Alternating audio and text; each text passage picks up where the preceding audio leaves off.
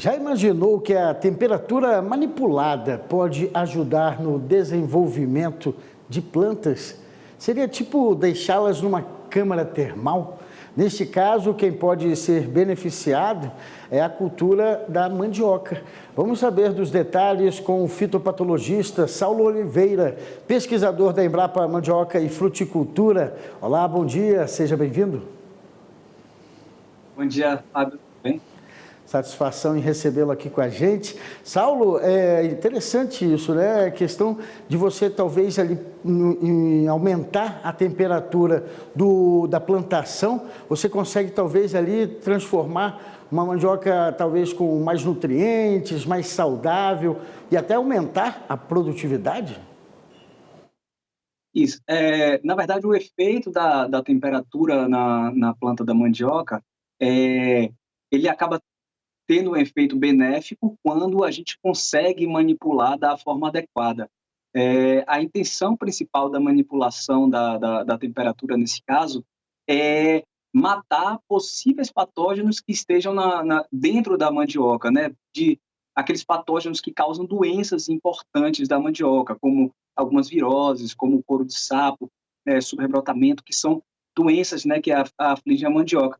Então, quando nós manipulamos essa temperatura em condições que podem chegar até 55 graus, então são temperaturas elevadas para uma planta, com a umidade adequada, nós conseguimos aumentar a produção dela, a produtividade dentro dessas câmaras, né, muito mais o material de plantio, né, então com uma alta qualidade, e a gente consegue garantir a produtividade também pela limpeza desses patógenos que podem estar na planta, né, desses micro-organismos que estão colonizando a planta e tem efeito danoso, né, para a cultura.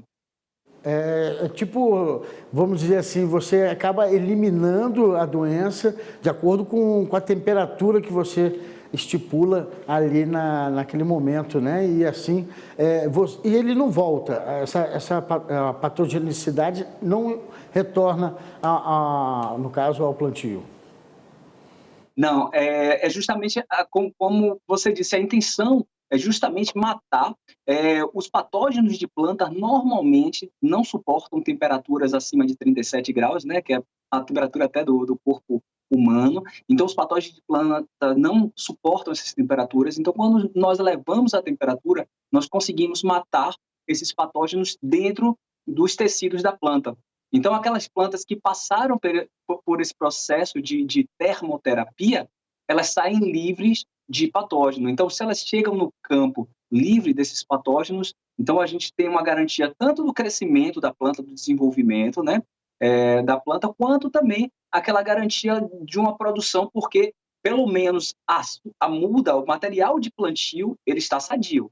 Não significa necessariamente que a planta não vai ficar doente depois, mas aquela planta que você usa para iniciar o seu cultivo, ela está livre de patógeno, o que é uma coisa extremamente importante para garantir produtividades adequadas. Interessante. E Saulo, obedece aí, no caso, algumas etapas, né? Esse procedimento aí, feito por temperatura manipulada.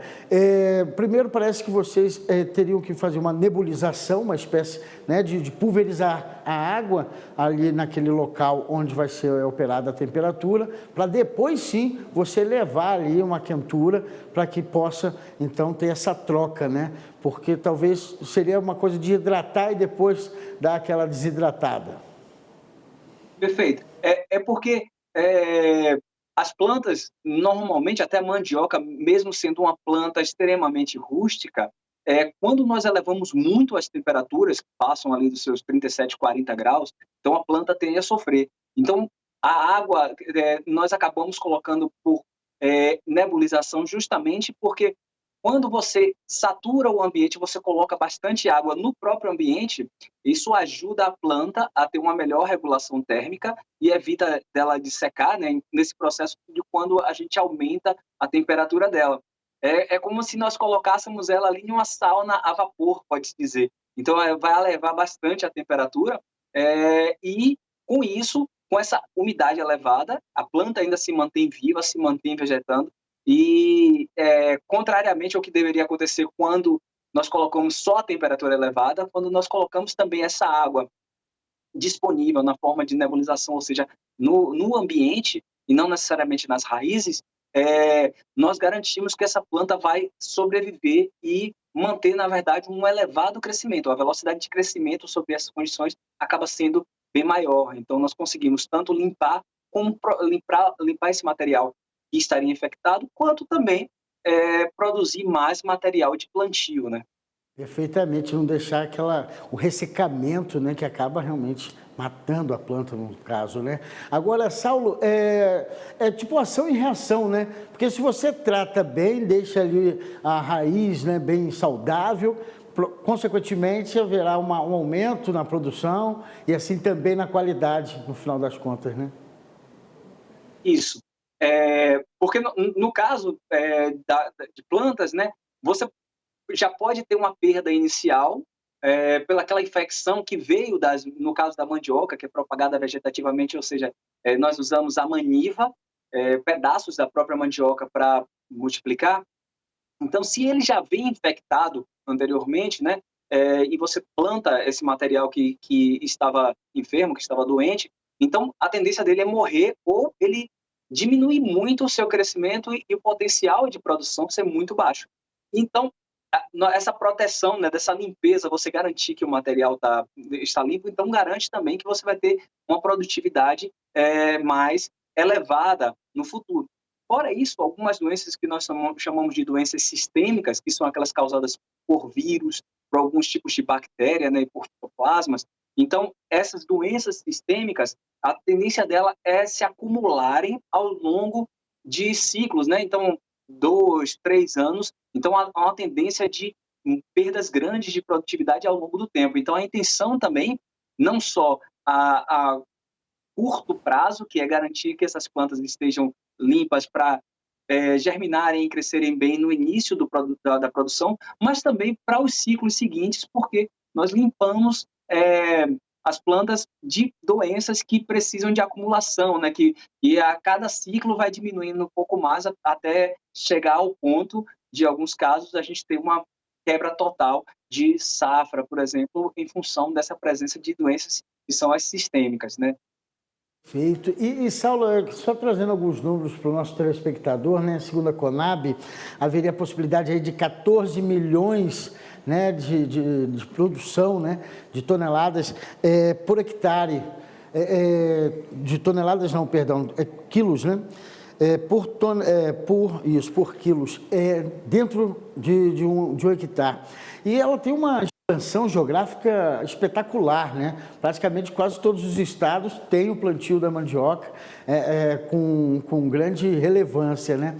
Então, esse trabalho também parece que vocês acabaram espalhando para as Embrapas nos estados também, né? Esse trabalho de câmara termal, né? De câmara térmica, para que possa ser desenvolvido e assim replicado entre os produtores, né? Isso.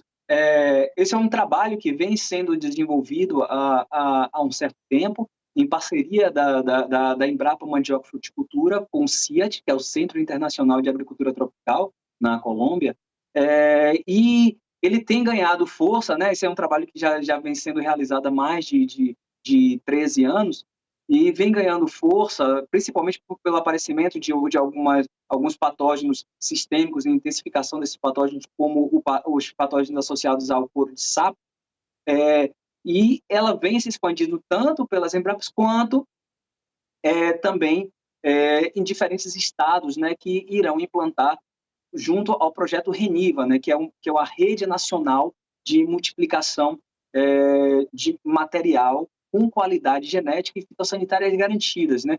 Então, as câmaras térmicas vêm para se somar a esse processo de produção de qualidade. É uma tecnologia que, como eu falei, vem sendo trabalhada há um tempo, então já não é tão nova, nós já temos mais de 10 anos trabalhando, mas agora vem ganhando uma importância maior em função de uma série de doenças que têm aumentado em incidência e também a severidade, então tem muita planta morrida, e aí essas câmaras vêm nesse sentido de permitir a limpeza de material que que comumente é plantado em uma determinada região, e também a intenção é garantir essas safras futuras. Paulo, só para a gente encerrar, tanto é a importância da mandioca no país que a Embrapa tem uma unidade própria, né? A Embrapa Mandioca, de onde você fala. O seguinte, Saulo, a gente tem um conhecimento muito da farinha de mandioca, né? Enfim, as utilidades dentro da gastronomia, dentro da alimentação, né? Agora, eu soube que também na indústria ela é muito requisitada, né? Na fabricação, ela é um ingrediente digamos, de algumas fórmulas, como do creme dental, até de bebidas, enfim, não apenas na área da alimentação, né? Isso, perfeito. A mandioca, ela tem uma versatilidade gigantesca, né? Por exemplo, as folhas são extremamente ricas em proteínas, então podem ser utilizadas para alimentação animal, para fabricação de rações para animais de pequeno porte, de grande porte. É utilizada, como você mesmo citou, na indústria, né? Em indústrias farmacêuticas, porque o tipo de amido é um amido que pode ser trabalhado de diferentes formas, então e pode ser utilizado né? Então, em grupos alimentícios como sorvetes, às vezes tem lá também iogurtes, sorvetes, por incrível que pareça, muitas vezes tem também a presença de amidos de mandioca. Então, a utilização é muito grande, até mesmo em extração de petróleo, né? Perfuração de poços de petróleo, é possível utilizar produtos e subprodutos da mandioca para ajudar nesse processo de perfuração para a extração e, às vezes, também na produção de alguns derivados de ferro, né, na separação de determinados minerais. Então, a utilização é muito grande para a mandioca e a industrialização tem aumentado muito, principalmente no centro-sul do Brasil, né? Então, nos estados do centro-oeste e do sul do Brasil, tem aumentado muito a industrialização, já é bem grande a quantidade de indústrias, e fora do país também, né? Na Tailândia, na Indonésia, a China vem aumentando muito, e até mesmo a Índia tem investido bastante nessa cultura, que é extremamente versátil. Que bacana. E, Saulo, é bom que também é um alimento que tem, vamos dizer assim, o brasileiro consegue ter um acesso e de fonte tão rica de nutrientes.